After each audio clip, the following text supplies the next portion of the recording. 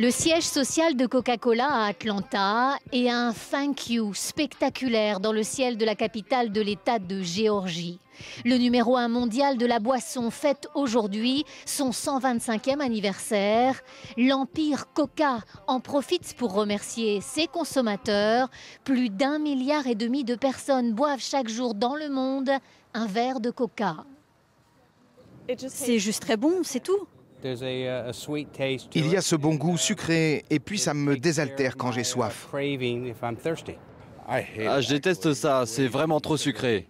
Ça donne de mauvaises dents, de l'obésité, c'est malsain. Lorsque le 8 mai 1886, le premier verre de Coca est bu dans cette pharmacie d'Atlanta, l'obésité n'est pas du tout un problème de santé majeur.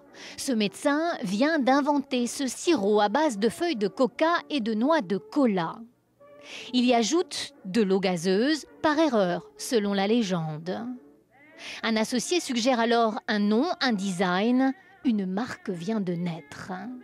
Première mise en bouteille et ouverture de centaines d'usines, la Deuxième Guerre mondiale et les GIs vont propulser ce label vers des sommets de notoriété. Quand les Américains gagnent la Deuxième Guerre mondiale, que ce soit sur le front japonais ou sur le front européen, ça devient la boisson des vainqueurs.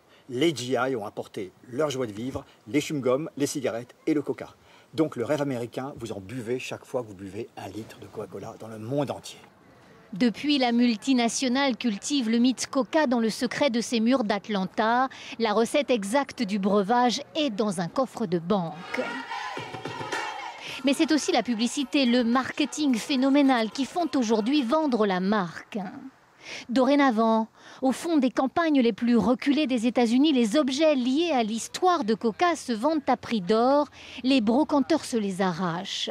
Ces antiquités des années 30, 40, 50 font tout simplement partie du patrimoine national.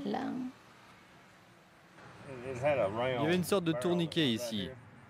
Vous mettiez une pièce et la bouteille de coca sortait à travers cette petite porte là. Mais la nostalgie n'est pas la tasse de thé des dirigeants de Coca. Ce concert gratuit à Atlanta pour le 125e anniversaire n'est pas sans arrière-pensée commerciale. Malgré son grand âge, Coca s'est toujours arrangé pour symboliser la boisson des jeunes.